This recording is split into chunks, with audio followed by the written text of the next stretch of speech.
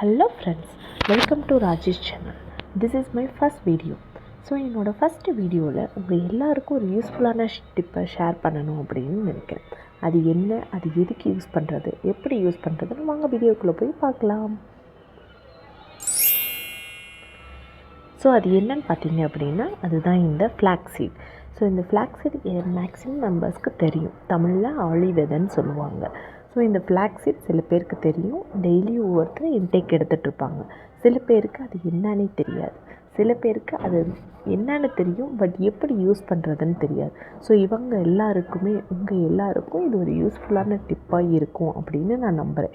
இந்த ஃப்ளாக்ஸீட் எதுக்கு யூஸ் ஆகுது, ஸோ எப்படியெல்லாம் அதை யூஸ் பண்ணலாம், டெய்லி ஒரு இன்டேக்கில் அதை எப்படி எடுத்துக்கலாம், அது எதெல்லாம் ஒரு அதனோட அட்வான்டேஜஸ் என்ன அப்படிங்கிறத நம்ம வீடியோக்குள்ளே போய் பார்க்கலாம் வாங்க.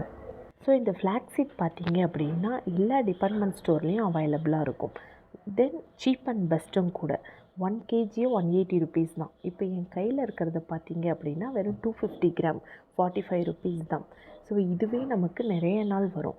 ஸோ இது எப்படி யூஸ் பண்ணுறது, இது எப்படி நம்ம ஹெல்த்துக்கு யூஸ்ஃபுல் கொடுக்கும், இதனோட அட்வான்டேஜஸ் என்ன அப்படிங்கிறத நாங்கள் வீடியோக்குள்ளே போய் பார்க்கலாம்.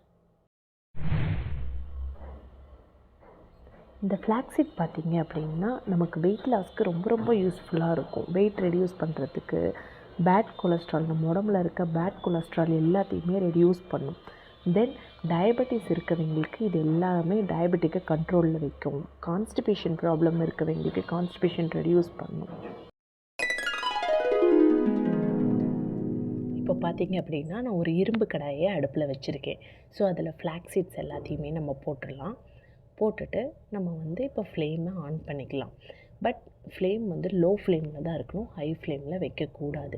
ஹை ஃப்ளேமில் இருந்துச்சு அப்படின்னா இதை சீக்கிரமாக கருக்கிடும். ஸோ நல்லா இதை ட்ரை ரோஸ்ட் பண்ணணும். ட்ரை ரோஸ்ட்னால் நல்லா சூடு ஏறணும். அது வெடிக்கும். வெடிக்கிற அளவுக்கு நம்ம கொஞ்சம் பொறுமையாக இருந்து ஸ்லோ ஃப்ளேமில் வச்சு நம்ம அதை ட்ரை ரோஸ்ட் பண்ணி எடுத்துக்கலாம். இது இப்போ நல்லா சூடேறிடுச்சு. இது இப்போ ஃப்ளேம் ஆஃப் பண்ணிவிட்டு இது ஆறுற வரைக்கும் கொஞ்சம் வெயிட் பண்ணலாம். இப்போ பாருங்கள், இது நல்லா ஆறிடுச்சு. இதை நம்ம ஒரு மிக்ஸி ஜாருக்கு நம்ம மாற்றிடலாம். இப்போ பார்த்தீங்க அப்படின்னா நான் அரைச்சி எடுத்துகிட்டு வந்துட்டேன்.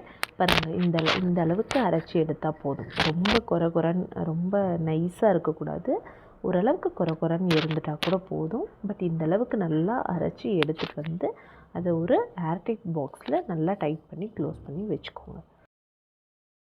ஸோ நான் இந்த ஏர்டைட் பாக்ஸை தான் எடுத்திருக்கேன். இந்த ஏர்டைட் பாக்ஸில் ஃபில் பண்ணி நம்ம இதை நிறைய நாள் ஸ்டோர் பண்ணி வச்சுக்கலாம். பட் இந்த ஏர்டைட் பாக்ஸில் பாருங்கள் எவ்வளோ வந்திருக்குன்னு. நம்ம எடுத்த குவான்டிட்டியே ஜஸ்ட் 250 கிராம் தான். அதுக்கே நல்லா இவ்வளோ குவான்டிட்டி நமக்கு வந்திருக்கு.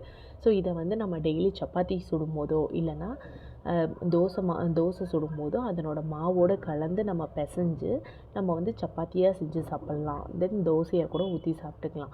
இது நிறைய ஹெல்த் பெனிஃபிட்ஸ் இருக்குது. ஸோ அதனால் இதை சீப் அண்ட் பெஸ்ட்டும் கூட. யாராலையும் வாங்க முடியாத அளவுக்கு இல்லை. நம்ம ஒரு நாளைக்கு 2 to 3 ஸ்பூன்ஸ் மட்டும் எடுத்துக்கோங்க, நிறைய எடுத்துக்கக்கூடாது. எதுவாக இருந்தாலும் அளவு தான். அளவாக எடுக்கும்போது எல்லா ஹெல்த் பெனிஃபிட்ஸும் நமக்கு கிடைக்கும். தென் இதை எடுத்து சப்பாத்தி மாவோட பிசையும் போது சப்பாத்தி கொஞ்சம் ஹார்டாக இருக்க மாதிரி நமக்கு தெரியும். அந்த சப்பாத்தி எப்படி சாஃப்டாக கொண்டு வரது அப்படிங்கிறத நான் நெக்ஸ்ட் வீடியோவில் சொல்கிறேன். அது வரைக்கும் இந்த வீடியோ உங்களுக்கு யூஸ்ஃபுல்லாக இருக்கும்னு நம்புகிறேன். ஸோ இந்த வீடியோ உங்களுக்கு பிடிச்சிருந்தா லைக் பண்ணுங்கள், ஷேர் பண்ணுங்கள், சப்ஸ்கிரைப் பண்ணுங்கள். பாய்.